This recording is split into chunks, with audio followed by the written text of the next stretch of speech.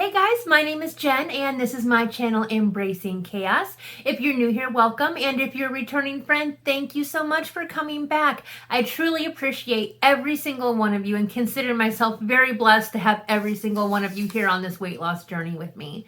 Today I have two really fun sounding recipes to share with you for my weekly meal prep. Now, as you know, Steve has joined itrackbites. So I will be meal prepping for him and myself this week, and he also helped me pick out these recipes. So if you have any problems with them, go to him. I'm just doing what he said. Just kidding. Anyway, so I'm not quite sure what the bites are for these recipes, but I will make sure to link them down at the bottom of the screen for you. So that way, if you guys also follow itrackbites, you can use those bites instead of points. So the first recipe that we're doing for breakfast is one that I got from this WW Simply 5.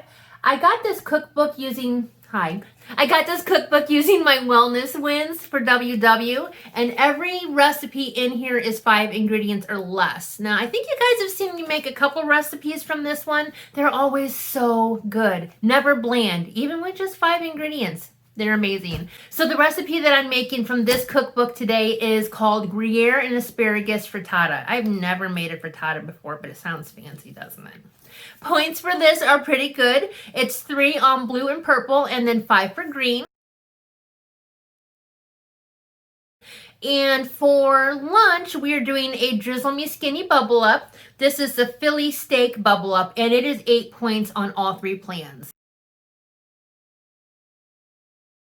I'm really excited to check these recipes out. I can't wait to hear what you think, and I'm also looking forward to hear what Steve thinks this week. I guess we'll get to do a little recipe review segment with him or something, so he can kind of let us know. All right, guys, I gotta head to the kitchen. I'll see you there. Alrighty, so let's go ahead and get started with our frittata. We're gonna start out with 10 asparagus spears. We're gonna chop these into slices, and then we will be chopping up 1 shallot.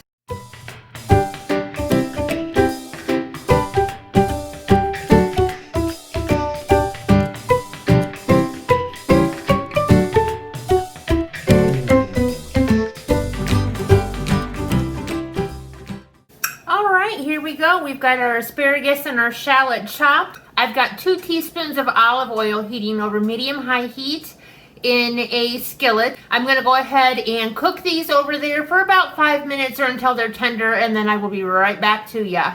Okay, the asparagus and the shallots are done sauteing. Now I'm going to get my egg mixture ready. I'm going to start by shredding up a 1/4 cup of this Gruyere cheese. Then we're going to add 5 eggs. Then we're going to add 1/2 teaspoon of salt. 1/4 teaspoon of black pepper. Then lastly, we'll add 1 tablespoon of water. We're going to mix this up really good. All right. I have a confession. Apparently, I was supposed to saute the asparagus and the shallots in a oven-safe skillet, which I don't have. So I'm going to improvise, and if it doesn't work out, then I guess you guys won't be seeing this video, or maybe I'll show you just so you can laugh with me. But if it does, we're going to be super impressed with Jen's cooking skills. So instead of the oven-proof skillet, I've got the smallest baking dish that I own. I'm going to coat it with a little bit of avocado oil spray. Then we'll add our shallots and our asparagus. Oops, better eat this one. Love asparagus. All right, and then we will add our egg mixture to the top of that. Okay, and here's where the real guesswork begins. I'm going to put this in a 375-degree oven. If we were cooking this on the skillet, we were supposed to cook it on the stovetop until the center firmed up a little bit. So I'm going to start, 375 degrees for 5 minutes, and then I'll check on it, and I'll let you guys know where I end up. All right, guys, here is our finished frittata. I think it turned out okay. I ended up keeping it in the oven for 15 minutes, and it is nice and firm, but still squishy because it's eggs. And then I did put it under the broiler for about 45 seconds just to brown it a little bit on top. So I'm going to go ahead and get this boxed up and in the refrigerator, and we'll be back to start our Philly cheesesteak bubble up. Okay, so we're going to go ahead and get started on our Philly cheesesteak bubble up. To get started, I do have a 9 by 13 inch baking dish. I'm going to give that a good spray with our avocado oil. Then I'm going to take 1 container of the small buttermilk biscuits from Great Value, cut them all into 6 pieces. I'll put them in the bottom of my baking dish and cook those on their own in a 350-degree oven for about 20 minutes.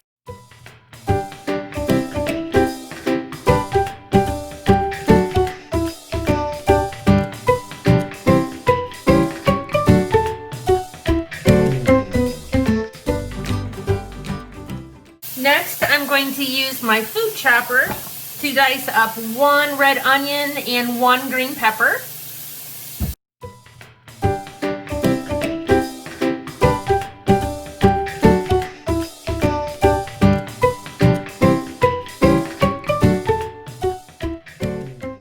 Okay, so while those biscuits are baking, I'm going to work on sauteing my chopped green peppers and onions.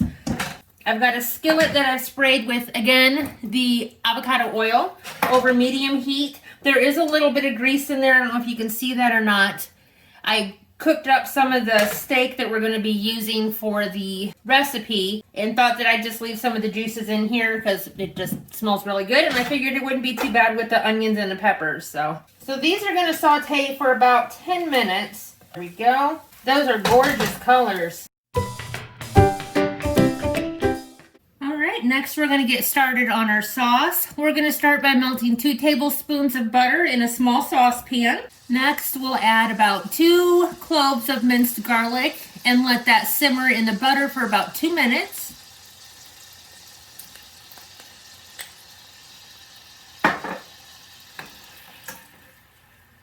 All right, correction on that one. We're going to let it simmer for about a minute. Then we're going to add a half a tablespoon of flour, and this is what we're going to stir for about 2 minutes.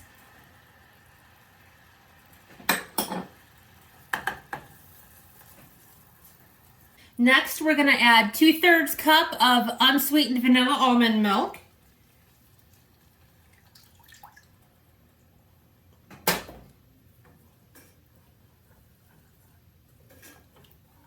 And the recipe just calls for oregano and parsley, but no specific amount, so I'm just going to add some. Cross your fingers, guys.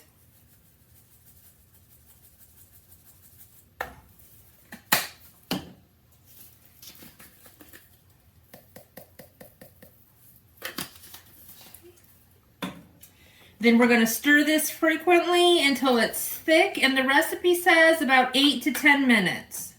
Okay. Biscuits are done. I'm going to go ahead and put our sauteed vegetables over the top of those. Spread them around here really good. Now I've got 10 ounces of top sirloin. It did say you could cook this in a crock pot for like 3 to 4 hours and then shred it up, or you could cook it in a skillet and dice it up small. So that's what I decided to do because Jen did not plan far enough ahead in advance to use a crock pot for 3 or 4 hours today. We'll put that over the top. We'll spread it around really good.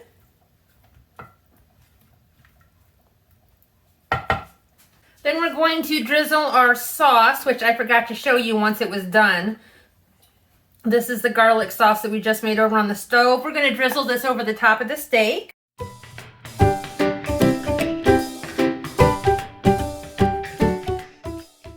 Then before we put this back in the oven, I'm going to sprinkle 2/3 of a cup of this reduced fat mozzarella cheese over the top. Okay, now we're going to cover this with aluminum foil. I'm going to put this back into our 350-degree oven for 15 to 20 minutes, and I will see you when it's done. All right, Here is the finished bubble up. It looks fantastic. I love the way the cheese melted on top. I'm gonna go ahead and get these dished up. We are supposed to drizzle 2 tablespoons of ranch on top, but I think I'm just gonna put a little bit of ranch in each of these cups. I'm not a huge ranch fan, so I want to see how it tastes before I cover the entire thing with it. So let me get these boxed up and I'll be right back to close out the video.